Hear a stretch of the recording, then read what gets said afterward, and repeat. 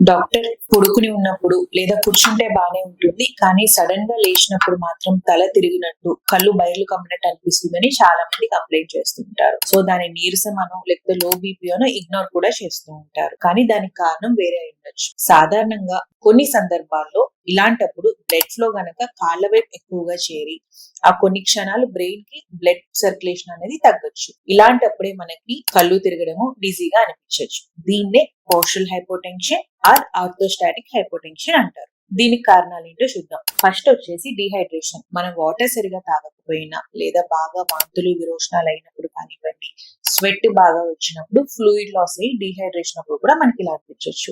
Second reason వచ్చేసి రక్తహీనత. మనకి బ్లడ్ పర్సెంటేజ్ తక్కువగా ఉన్నప్పుడు, బ్రెయిన్ కి ఆక్సిజన్ లెవెల్స్ తగ్గినప్పుడు కూడా మనకి ఇలా లేచినప్పుడు డిజీనెస్ అనిపించవచ్చు. థర్డ్ రీజన్ అందరూ అనుకున్నట్టు లో బీపీ వల్ల కూడా. ఫోర్త్ రీజన్ వచ్చేసి కొన్ని మెడికేషన్స్, బీపీ టాబ్లెట్స్ కానివ్వండి, లేకపోతే డైరెటిక్స్, యూరిన్ బాగా నడిచే బిల్లలు పెట్టినప్పుడు ఫ్లూయిడ్ లాస్ వల్ల కూడా మనకి ఇలా డిజీనెస్ రావచ్చు. అండ్ లాస్ట్ రీజన్ వచ్చేసి షుగర్.